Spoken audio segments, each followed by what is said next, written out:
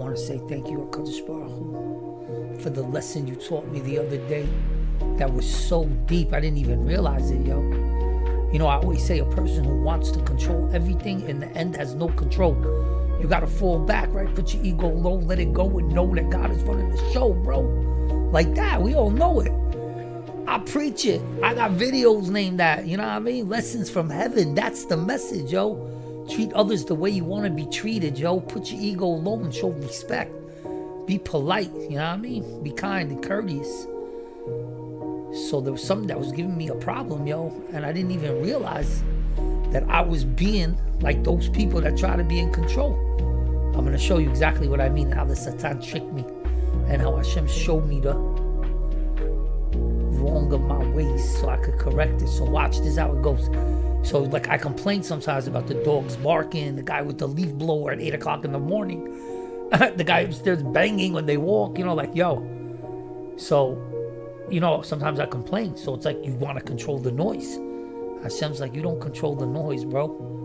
Fall back. I control the noise. You don't even have to say anything. Pray to me, and I'll fix the noise. And if I don't, then you deserve to eat that noise. But trying to control it, it's going to get worse. You're going to go downstairs. You're going to say something. Yeah, no matter what, it's always going to work out because I got your back. But why you want to even mix with the wicked, yo? The guy brings his dog to the dog park at 9 o'clock at night. Barking and barking and barking. He knows it's wrong, bro, but he still does it. He doesn't care. He doesn't care about people. So you're going to go give him a speech? He doesn't care. Well, you don't get it? You got to let it go. You got to know that I'm running the show and I'm the one in control of the noise, not you. So you see, I had to give myself a speech. Hashem helped me to realize that I was being like those people that try to have control. Fall back, bro. That's my own message. I have to tell it to myself. That just goes to show you how alert you have to be in life, yo.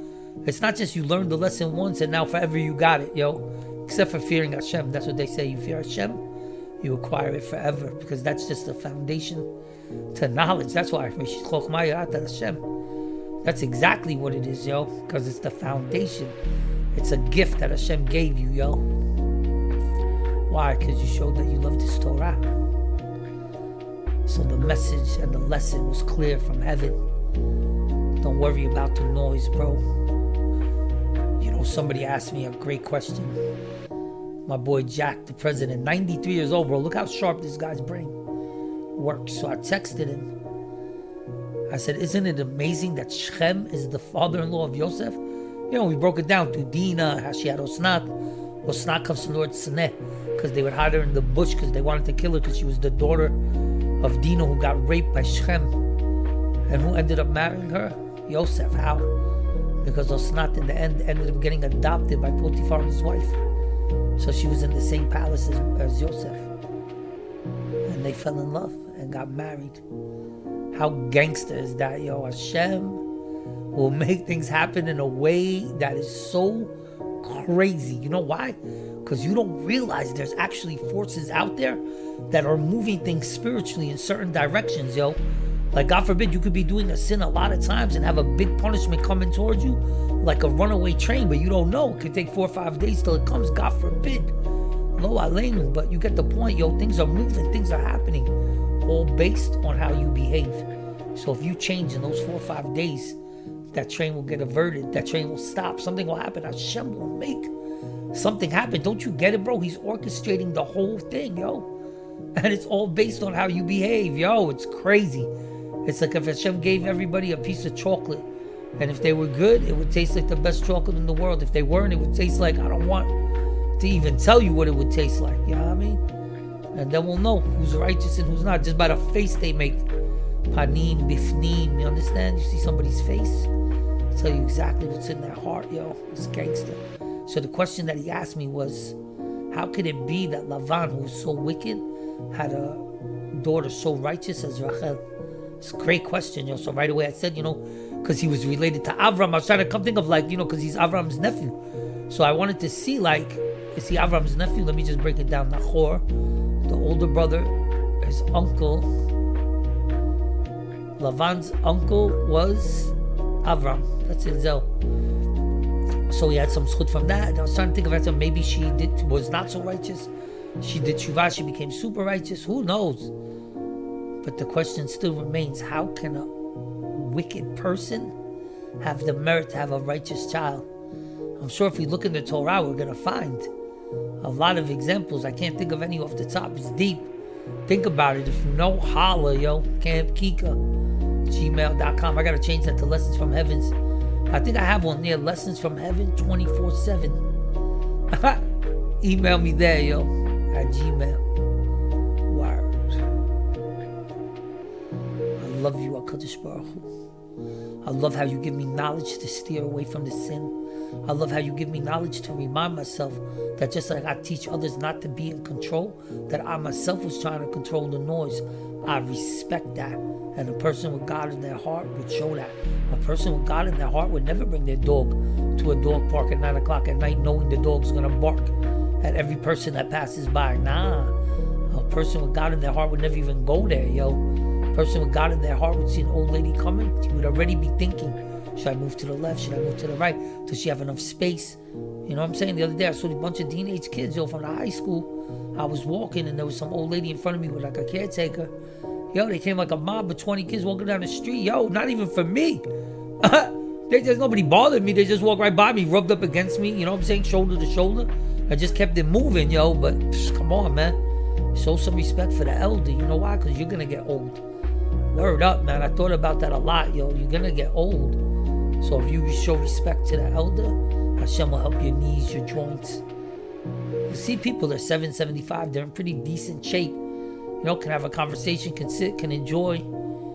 So, you know, it gives you something to look forward to at that age. Yo, by 80, 90 for sure, you're done here. I just told me my friend Jack, 93, asked such a dope question, but yo, he can barely walk. You know what I'm saying? Has to go with the walker. He swims, but he can't walk on the sand. It's just at that age, yo, it's already, unfortunately, yo, Hashem is already done. I said those are like really the allotted years, of course, 120, but you see the guys that can barely move. It is what it is, man. Hopefully I won't even have to deal with getting old, because the Mashiach will come. That would be such a blessing and such a gift. You have no idea. Look at the situation in Israel right now. Yo, it's a horrific situation. With all the things that come out, they knew they were getting money. They didn't do anything to stop it. Now you see our enemies pop up all over the place. And forget about internationally. I'm just talking about in Israel. Yo, on the south, on the north, the Houthis, the this, the that. Get out of here with this, yo. Hashem is raising the heads of our enemies for what? To chop it off, yo. What do you think, yo? Pick your neck up, Iran. Be arrogant and smug. Pick your neck up, Iran. Gonna scream death to Israel. You lucky they didn't bomb you 1 billion times by now. Out of control, yo. The disrespect. Just for the way they treat their women, HaKadosh Baruch Hu. You want your women to dress modest? No problem. Not gonna drag her by the hair and drag her down the street and spit on her. It's not how you're gonna get her to dress modest. You're gonna tell the story about Solika. You're gonna show some respect. You're gonna treat her like a woman. You're gonna know to give respect to women. You're gonna know they didn't give any jewelry when it was time to build a golden calf. You're gonna know that they made their husbands still aroused when they were slaves and they were down, so that they could procreate and keep the nation strong. You know what I mean? No, women get a lot of credit. The house of Jacob. God gave the Torah to the house of Jacob. Mean to the women because they're in charge of the house. What you don't understand? He's treating the women, yo, on a high pedestal, bro. Think about it. A woman can't even be a witness at a trial. Why? Because Hashem doesn't want to, God forbid, embarrass her. She gets cross-examined. And God forbid they bring up something from her past in front of her children, or it goes on the news. That would be a death sentence for this girl. So to protect her from that embarrassment and shame, Hashem makes it that a woman cannot testify. And you're going to think it's chauvinistic. You're going to think it's rude. You're going to think it's not equal rights. You're going to make a big deal. You don't even realize the whole time Hashem was honoring the woman. Tells her to cover up. Why? So that people don't look at her like a prostitute, yo. What do you mean? Because he cares about her. Why? Because that's his daughter, yo. Don't you care about your daughter? You see, some guys don't, yo. Some guys have daughters dressed like prostitutes. They don't even say anything, yo. I remember a couple of them, I had to say something, yo.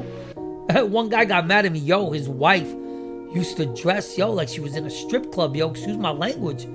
And she would go out with her girlfriends while she's married with a kid. And I was like, yo, are you kidding me? I remember I sat her down. I said to her, listen to me, yo. This is gonna stop, yo. You're a daughter of God. I started giving her such a speech, yo. You know what I'm saying? Boosting her up. But at the same time, letting her know, yo, we don't act like the goyim. We're not goyim that we go to clubs when we're married, with our friends on a bachelorette party dressed like prostitutes, yo. Should be no prostitutes in the nation of Israel. That's a verse in the Torah. I'm giving her such a powerful speech. I see her, she's shaking. He comes up to me, goes, stop talking like that, bro. Let her go out, have fun with her friends, bro. Mind your business, bro. I like it when my girl dresses like that. I remember since this dude is crazy, yo. So she left. 2 years later, guess what? They got divorced, yo, and that's sad, yo. I don't even want to say too much about that story, but that's real life story, yo. Real life story. I remember she was very attractive too, yo, so that was even worse. That was the blessing and the curse. You see, when you're gorgeous, yo, the blessing is when you use that beauty to sanctify God's name. There's nothing could be more beautiful than that, if you want to really talk about beauty. But if you have beauty and you get meant to sin with that beauty, because it's not like the guy just sins, it's him, he got to sin, fine, that's between him and God. But now you making a lot of people sin. Machtia Rabim, that's a problem, bro. You can make 1,000. Here, go look at some of, God forbid, videos online. I'm not even talking about bad ones. Just go look at one, like, for sitcoms, like Friends, and the girl's dressed like all immodest. It's like a sexy scene, whatever. And go look at it, 3 billion views, yo. You see? That's 3 billion times that people got excited over that clip. That's going to be a problem for her. God bless you. Hashem can erase sins. And he'll need to do that, yo, for a lot of us, yo. It's the way it goes, bro. You know what I mean? But getting back to what I was talking about before, yo, you're not in control of the noise, my brother. You know what I mean? So when you try to get control of that, it could backfire, you know what I mean? You can lose some peace because of that, yo. It's like if you have a neighbor upstairs that bangs, right? You would think the logical thing to do is to say something, right? More times than not, especially if they're not a good person, the banging is going to get worse, yo. That's how it goes. It's all ego. It's all not caring. It's all smugness. And these are all things that Hashem destroyed the world for, bro. For thievery, yo. Just for being corrupt. Just for playing with people, bro. It could be for $1. Hashem doesn't care, yo. You swindled somebody for $1. Doesn't matter to God. You still swindled somebody, bro. I love that you give me peace in my heart to make videos. I love that you back me. I love that you forgave a lot of my sins. I love that you love me. That's what I should name this video. I love that you love me, yo. That's dope. Or maybe I write a poem like that, yo. The bottom line is, HaKadosh Baruch Hu, I'm thankful that you give me life. I'm thankful that you give me wisdom and understanding to discern and to break down certain situations to understand. Like the one I just spoke about with the noise, yo. To myself, gave a speech to myself, yo. Like I told this dude the other day, yo. I did something wrong. I apologize, yo. You should do the same, bro. It's not that hard. You know what I mean? It's like so hard for some of these people to say sorry. It's the easiest thing to do, yo. Naki kapayim v'ba levav. You'll have a clean heart, yo. That's it. Clean heart and pure. Naki kapayim, clean hands and a pure heart, yo. Your heart will be pure, free of sin. Why are all these calamities in the world happening? Sin. Why do men cheat on their wives? Sins. They get tempted by a sin. Everything is sins. Don't you get it, yo? The sin is what destroys the world. The sin is what rises the anti-Semitism. The sin is what causes the fights. The sin is what causes the murder. The sin is what causes the drugs. Some of them you never heard of. The sin causes a lot of destruction. That's why Hashem gave tshuva, yo. Right away you can do tshuva, do the worst sin, and do tshuva right away. You already fixed 90% of it, yo. It sounds crazy, yo. Check the Torah. Check Menashe. He did a lot of bad things, bro. He got forgiven. If he could get forgiven, anybody could get forgiven. You understand? I'm not even going to go into his sins, bro, because it's not important. I remember this one Ruv was making fun of Menashe. He came to him in a dream. Yo, if I tell you, God forbid, that this rabbi might have wet the bed, bro, I'm not even playing with you, yo. Because Menashe came to him, and forget about that, he asked him, like, because the guy was thinking like he was such a big tzaddik, and Menashe asked him, he said, let me ask you a question. Since you know so much Torah, where do you break the bread when you do hamotzi? So the answer is like at the corner that's cooked the most, you know what I mean? Like that's baked the most. So like the crunchiest part, so to speak. So he didn't know the answer, so Menashe started to berate him. You You know, are you going to talk big? Because he was making fun of, my friend, we're going to talk tomorrow about our friend Menashe, you know, like he's, you know, mocking him, yo, making fun of him. So Menashe didn't like that, yo. I remember somebody also did that. Another Ruv did that with the daughters of Lot. Oh, maybe, I don't know how he said it, but not God forbid that they wanted it, but they was, you know, driven by sexual desires. This, that. They came to him in a dream. You normal? First of all, if we didn't want the baby, if we did it just for sexual desires, we wouldn't have babies. And we wouldn't name them Ammon and Moab. To show you that we were desperate, we didn't know what to do, we thought the world was ending. This is what we thought was the best course of action. To keep the name of our family alive, yo. That's it. It could be as simple as that, yo. But the abortion is what shows you that they didn't do it for sexual pleasure. Because if they did, they would abort the baby. It's very simple. Listen. It's gangster, HaKadosh Baruch Hu. How you run the world, yo. In a second, I remember I saw a 3-minute video. The amount of things that happen in this 3-minute video, you can never understand in a billion years. But just to show you how quick things can go left, yo. When the Satan is there, it's 10,000 times 10,000, yo. Probably more in a V formation. Better be careful, yo. Full of eyes, black, dark, tall, scary. I love you, HaKadosh Baruch Hu, and I want you to protect me from the evil, yo. Oh, you want to hear something dope? Look how Hashem just gave it to me. You know how they used to protect themselves from the evil eye back in the day? And even today it would work by wearing white linen. I don't know if it has to specifically be white, I'm almost sure, but linen for sure. So let's just say white linen. You wear like a white linen shirt, white linen jacket, something like that, yo. I'm going to protect you from the evil eye. You know who the evil eye works on? People that are evil. If you give the evil eye to a big tzaddik, it's going to ricochet and come right back on your children. What do you think, yo? The plague, the famine, the killing of the wild beasts, the killing of your cattle, the killing of your crop, the killing of your children, the killing don't stop, you know what I mean? All because of the sin. Better get it through your head, yo. It's all because of the sin, yo. That's why if you do a sin right now, say, I'm sorry. Ask for forgiveness. And Hashem will be readily able to forgive you. Especially if it's a sin you do against Him. A sin against yourself. Sin against another. You got to go to that other, bro. If you really want to be forgiven, you know what I mean?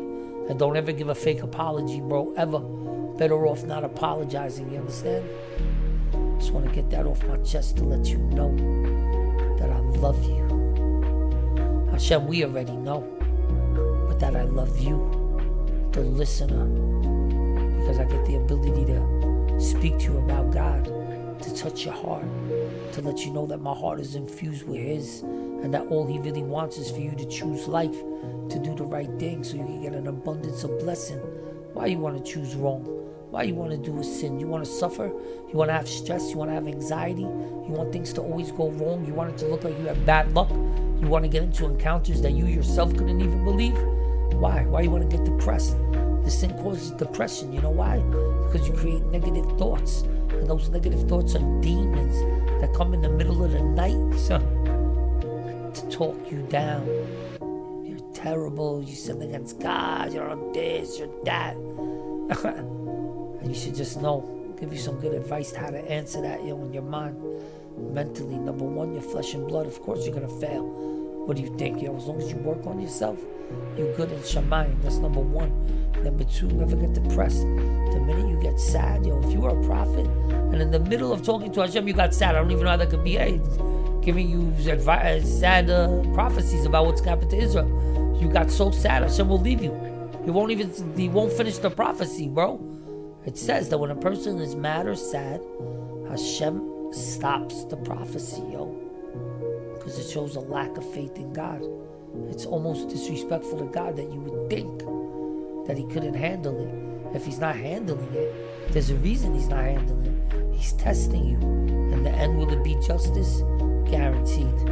Guaranteed, just like God forbid you're gonna die. Guaranteed. He's gonna handle it, yo. And may we not have to die.